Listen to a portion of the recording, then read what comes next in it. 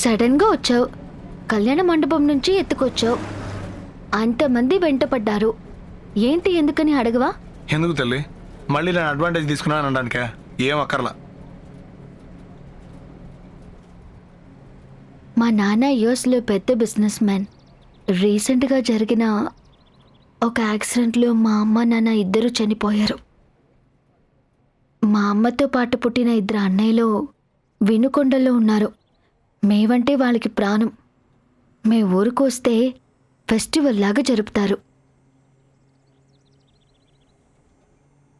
మా నాన్న చనిపోయాక ఆస్తంతా నా పేరుకు మారింది. ఆస్తి కోసం మా ఇద్దరు మావయ్యలు వాళ్ళ కొడుకుల్ని నాకిచ్చి పెళ్లి చేయాలనుకుంటున్నారు. ఏళ్ల పాసుగాల డబ్బు కోసం ఇంత నీచాన్ని కొడగడతారా? పెద్ద మావయ్య పెళ్లికి ఏర్పాట్లు చేసేశాడు. అక్కడి నుంచే నువ్వు నన్ను ఎత్తుకొచ్చావు.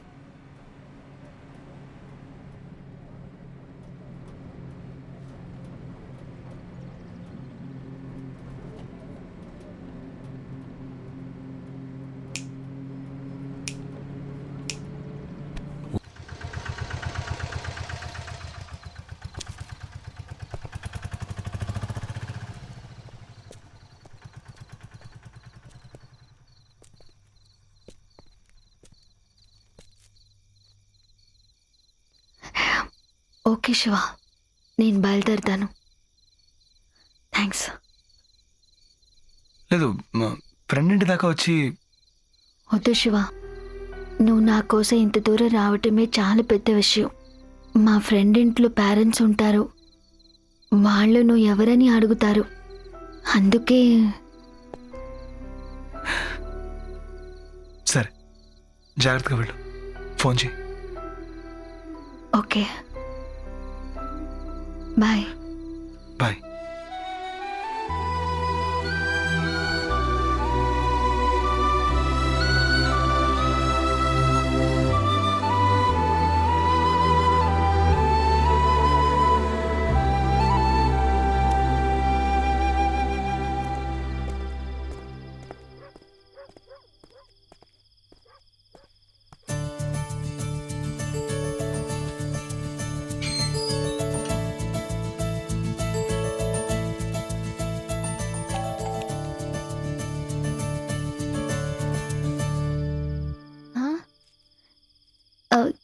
కీర్తన వాళ్ళ ఫ్రెండ్ని ఊరు నుంచి వచ్చాను. వాళ్ళు పెళ్లి కోసమని తిరుపతి వెళ్ళారు. రావడానికి 4 రోజులు పడుతుంది.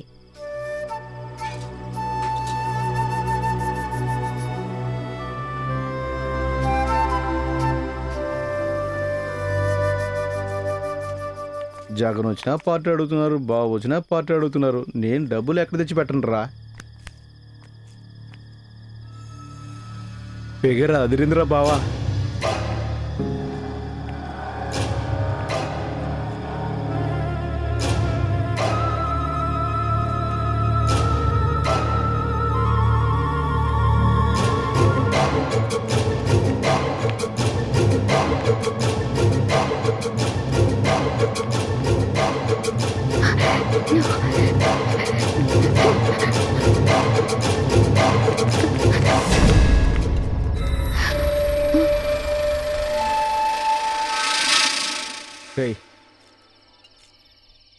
పని అవుదు, వచ్చేయండి రా.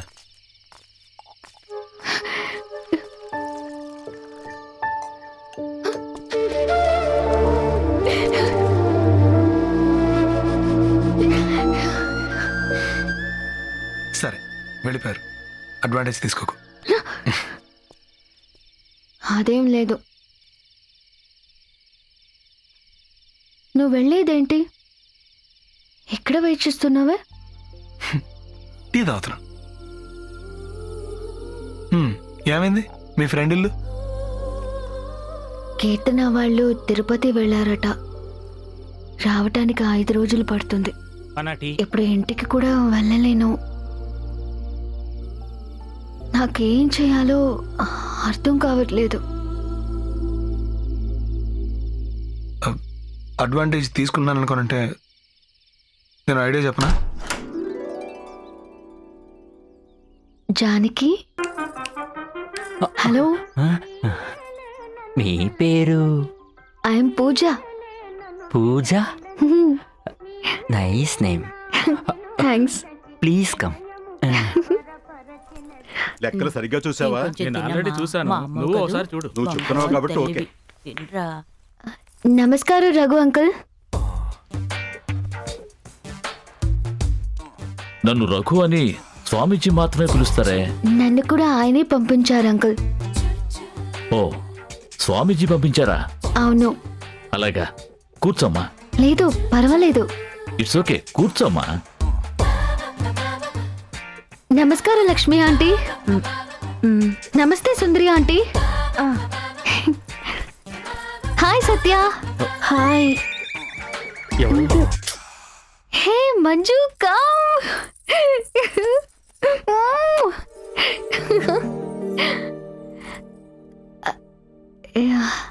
ఐఎమ్ సారీ, నేను ఎందుకు వచ్చానో చెప్పడం మర్చిపోయాను. నా కోసమే కదా.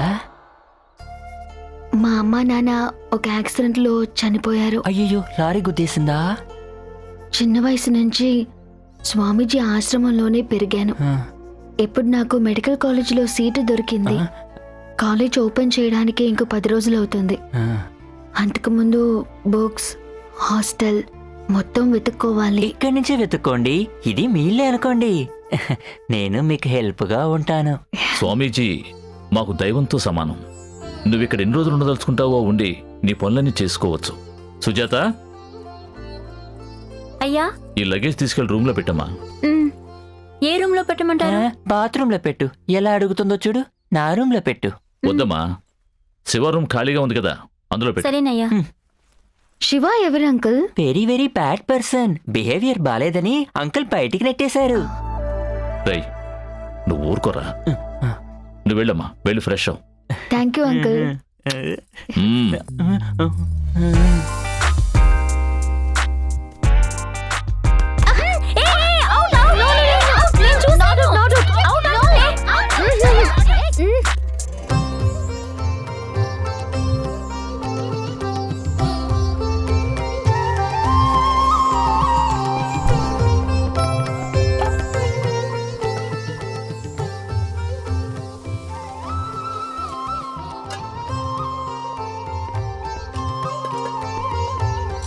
ఆంటీ,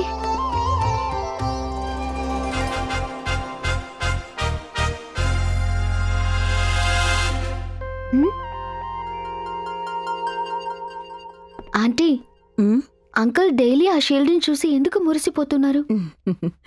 ఆయనకి నటనంటే మహా పిచ్చి. కాలేజీలో చదివేటప్పుడు దుర్యోధనుడిగా నటించినందుకు ఆయనకి స్టేట్ అవార్డు వచ్చింది. ఓ. అది మాత్రమే కాదు, ఆయన అభిమాన హీరో చేతుల మీదుగా తీసుకున్నందుకు దాన్ని భద్రంగా చూసుకుంటున్నారు.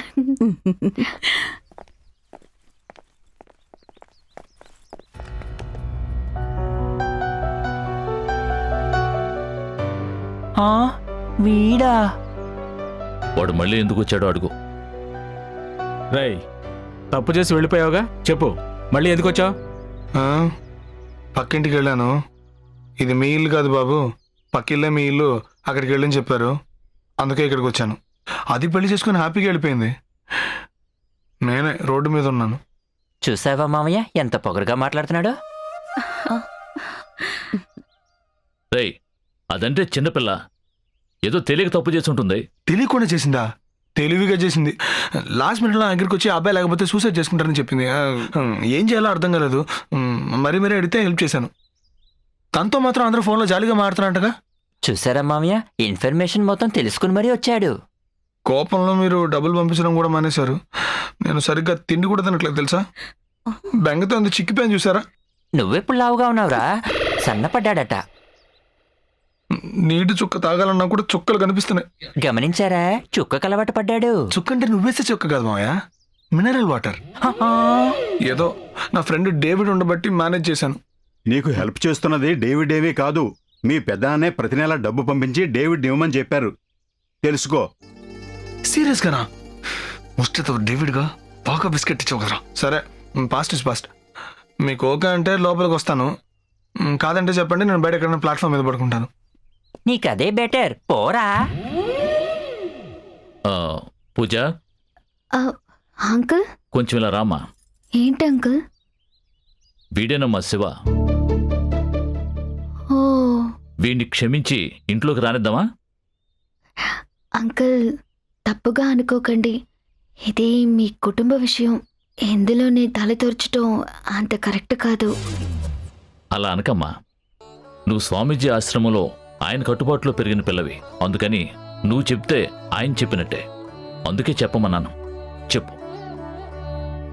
నిజం చెప్పాలంటే ఉమ్, క్షమించకూడదు. గుడ్. ఎందుకంటే ఇతను చేసింది పెద్ద తప్పు. కానీ భగవద్గీతలో పశ్చాత్తాపపడిన వాళ్ళని దయతో క్షమించవచ్చని చెప్పారు. ఇతని మొహాన్ని చూస్తే బయటకు వెళ్ళి బతకలేడని అనిపిస్తోంది. నిజమే. అందుకని పోనీలే పాపోని క్షమించి వదిలేస్తే మంచిది. No no. ఇంత చిన్నపిల్లవైనా ఎంత ఎంత చక్కగా చెప్పావమ్మా. నువ్వు చెప్తున్నావు కాబట్టి వాడిని పోనీలే పాపమని క్షమిస్తున్నాను. వాడు లోపలికి వెళ్ళమని చెప్పండి. Thank you Bhadranna, thank you. బాబాయ్. నాన్న. Thank you so much. రేయ్, నేను ఇక్కడున్నాను రా. ఓ సారీ నాన్న. పద. యా. ఏంటి బుజ్జి, అందరూ బాగున్నారా? ఆకలి లంచ్ చేస్తాను ప్లీజ్. అర్జెంట్గా ఉన్న వండిపెట్టండి.